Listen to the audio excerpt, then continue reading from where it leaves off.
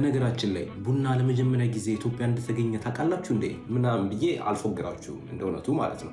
ሁላችንም እንደምናውቀው ቡና ለመጀመሪያ ጊዜ የተገኘው ኢትዮጵያ ውስጥ ነው። ነገር ግን አሁን ላይ ኮሎምቢያ፣ ቪየትናም፣ ብራዚል እንደ ልብ የሚገኘው ቡና ከኢትዮጵያ ተነስቶ ዓለምን እንዴት አዳረሰ? በዛ ላይ ደግሞ ቡና በዓለም ታሪካዊ፣ ኢኮኖሚያዊ እንደዚሁም ሶሻል ላይፍ ላይ ያደረገው ኢምፓክት ምንድን ነው? እስካሁንስ ያለው ኢምፓክት ምን ያህል ነው የሚለውን በዛሬው ቪዲዮ እናያለን። ወደ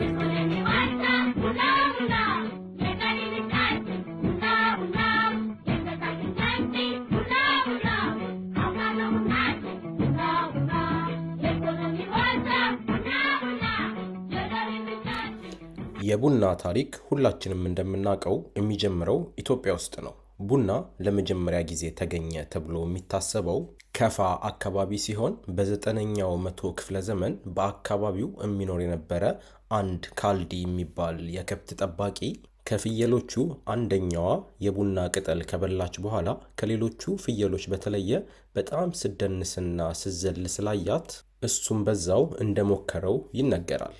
ታዲያ ከዚህ በኋላ ቡና በኢትዮጵያ ውስጥ ምን ያህል ተቀባይነት እንደነበረውና ህዝቡም ቡና እንዴትና በምን ይጠጣ እንደነበረ መረጃ ማግኘት በጣም ከባድ ነው።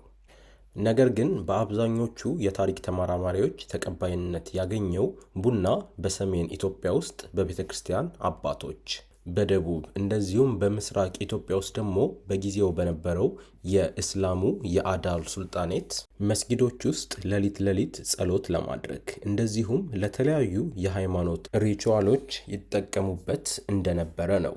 በ15ኛው እንደዚሁም በ16ኛው መቶ ክፍለ ዘመን ቡና በአዳል ሱልጣኔት ውስጥ በጣም ተወዳጅ የነበረ ሲሆን በጊዜው በአዳል ሱልጣኔት ስር በነበሩት በሐረር እንደዚሁም በድሬዳዋ ከተሞች በጣም የሚጠጣ መጠጥ ነበር።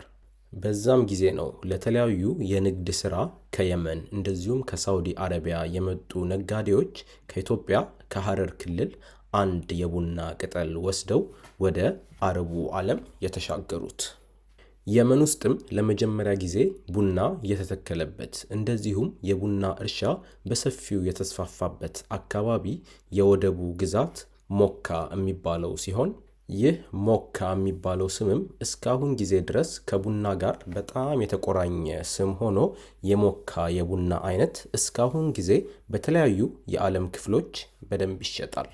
ታዲያ ቡና ለመጀመሪያ ጊዜ ወደ ሳውዲ አረቢያ ሲሄድ የተሰጠው ስም ቃህዋ የሚባል ሲሆን ይህ ቃህዋ የሚባለውም ስም ቡና ከመጣበት ከፋ ከሚባለው የአካባቢ ስም ጋር በጣም ተቀራራቢነት አለው።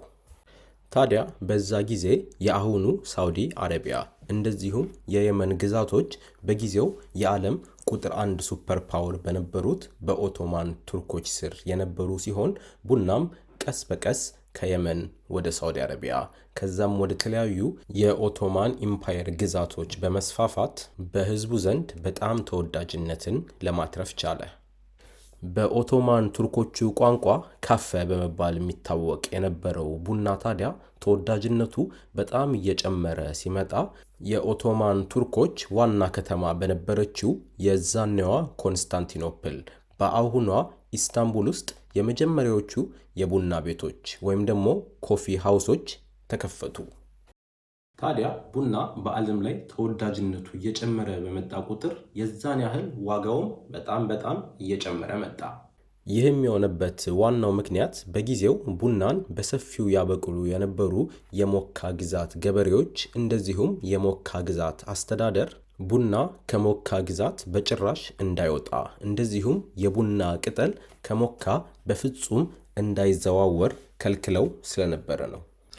በዛው በተመሳሳይ ጊዜ ደግሞ ቡና ለመጀመሪያ ጊዜ ወደ አውሮፓ ደርሶ በተለያዩ የአውሮፓ ከተሞች በጣም ተወዳጅ እንደዚሁም በጣም ተፈላጊ እየሆነ መጣ። በጊዜው ሀያላን ከሚባሉት ሀገራት መካከል የነበሩት ፖርቹጋል፣ ፈረንሳይ እንደዚሁም እንግሊዝ የቡናን ዋጋ በደንብ ለማስቀነስ እንደዚሁም የቡናን ተወዳጅነት በሀገራቸው ለማስፋፋት ከኦቶማን ኢምፓየር ጋር የሚያደርጉት የነበረውን ንግድ በመተው በተለያየ መንገድ ሞካ ካሉት ገበሬዎች ጋር ቀጥተኛ ንግድ ማድረግ ጀመሩ። በዚህ ጊዜ ነው ታዲያ ቡና ለመጀመሪያ ጊዜ ከየመን በመውጣት ወደ ተለያዩ የዓለም ሀገራት የተሰራጨው።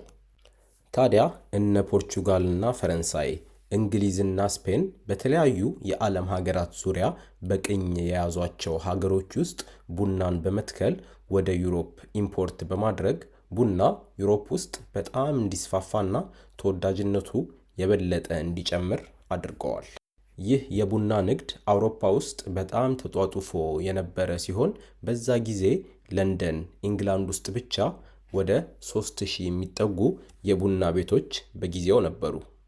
በነገራችን ላይ አሁን ላይ ማለትም 2025 ለንደን ኢንግላንድ ውስጥ ያሉት የቡና ቤቶች ወደ 1500 የሚጠጉ ናቸው። ይህም ማለት ያኔ በእጥፍ የሚበልጡ ቡና ቤቶች ነበሩ ማለት ነው።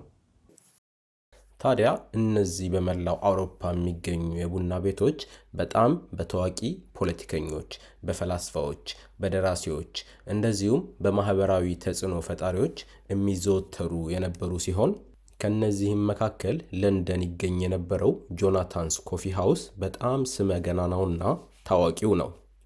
ይህ ቡና ቤት ታዲያ በነጋዴዎች በጣም ይዘወተር የነበረ ሲሆን በዓለም ላይ የመጀመሪያዎቹ አክሲዮኖች በዚህ ቤት የተጀመሩና የተሸጡ ሲሆን የለንደን ስቶክ ኤክስቼንጅም ለመጀመሪያ ጊዜ የተጀመረው በዚሁ የጆናታን ኮፊ ሃውስ ቡና ቤት ውስጥ ነው። በፈረንሳይ ፓሪስ ውስጥም ወደ 800 የሚጠጉ ቡና ቤቶች የነበሩ ሲሆን በእነዚህ ቤቶች ውስጥም በጣም የተጧጧፈ የፖለቲካ ክርክር ይካሄድ የነበረ ሲሆን እነዚህ የፖለቲካ ክርክሮችም ለፈረንሳይ አብዮት ወይም ለፍሬንች ሪቮሉሽን ቀጥተኛ ምክንያት እንደነበሩ የሚያሳዩ ማስረጃዎች አሉ። ታዲያ ይህ ከኛው ከኢትዮጵያ የተገኘው ቡና እንግሊዝን ሀብታም፣ ፈረንሳይን ደግሞ እንደዚህ አብዮተኛ አድርጎ ዓለምን እየቀየረ በነበረበት ጊዜ ኢትዮጵያ ውስጥ ምን ለውጥ አመጣ? በጣም የሚገርመውና የሚያሳዝነው ነገር ቡና ዓለምን እያዳረሰ የዓለምን ታሪክ፣ የዓለምን ፖለቲካ፣ የዓለምን ፍልስፍና እየቀየረ በነበረበት ጊዜ ኢትዮጵያ ውስጥ ታግዶ ነበረ። ዘ ኢትዮጵያንስ የሚለው መጽሐፋቸው ላይ ሪቻርድ ፓንክረስት ለ200 ዓመታት ቡና ታግዶ እንደነበረ ጽፈዋል። ይህም የሆነበት ዋናው ምክንያት ያኔ በሰሜን ኢትዮጵያ ይገኝ የነበረው የአቢሲኒያ የክርስቲያን ኪንግደም በደቡብ እንደዚሁም በምስራቅ ኢትዮጵያ ይገኝ ከነበረው ከአዳል ሱልጣኔት መሪ ከግራኝ አህመድ ጋር ከፍተኛ ጦርነት ውስጥ ስለነበሩ ነው። ታዲያ ቡና በአረቡ ዓለም በሙስሊሞቹ ዘንድ በጣም ተስፋፍቶ ስለነበረ ቡና መጠጣትን ከእስልምና ጋር በማያያዝ ቡና የጠጣ ማንኛውም ሰው የግራኝ አህመድ እንደዚሁም የአዳል ሱልጣኔት ደጋፊ እንደሆነ በመግለጽ እስከ ሞት ድረስ የሚያስቀጣ ቅጣት ተላልፎ ነበር።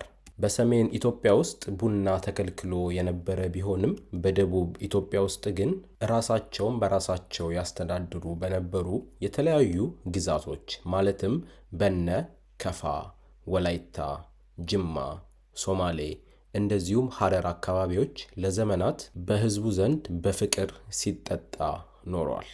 ታዲያ በ1880ዎቹ መጀመሪያ አካባቢ ነበረ በአጼ ሚኒሊክ ዘመነ መንግስት ኢትዮጵያ አሁን ያላትን ቅርጽ ከያዘች ጀምሮ ቡና በመላ ሀገሪቱ በሰፊው መጠጣት የተጀመረው።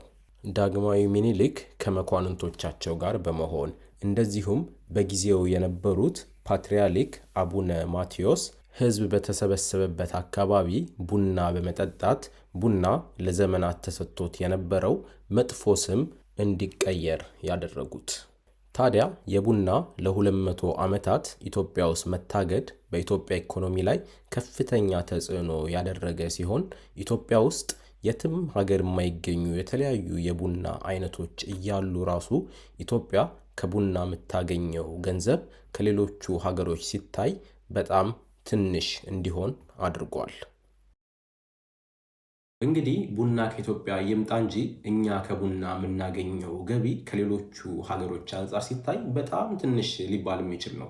ባይገርማችሁ በዓለማችን ላይ ቶፕ 10 ከሚባሉት የቡና አምራቾች መካከል ስዊዘርላንድ እና ጀርመን ራሱ ከኛ ከፍ ብለው ይጠቀሳሉ።